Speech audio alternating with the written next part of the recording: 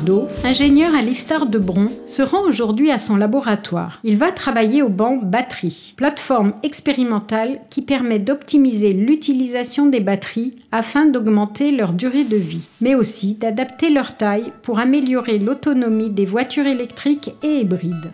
Les batteries sont composées de plusieurs cellules, généralement faites à base de lithium.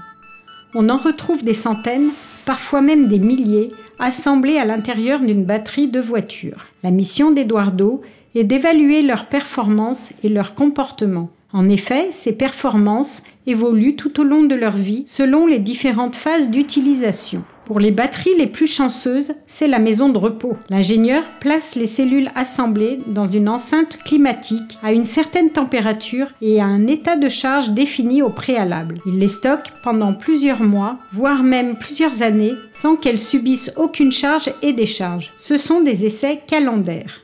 Régulièrement, ils mesurent leur performance grâce au potentiostat, appareil électronique qui lui permet de connaître leur puissance et leur énergie à un instant donné.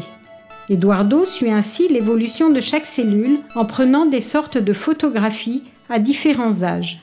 Il comprend alors pourquoi et comment elles perdent de leur performance lorsqu'elles ne sont pas utilisées. Cela dépend de la température environnante, mais aussi de leur état de charge de départ. Pour les batteries les moins chanceuses, il reconstitue en laboratoire un usage réel, comme si elles étaient utilisées dans un véhicule. Elles vont vieillir en accéléré.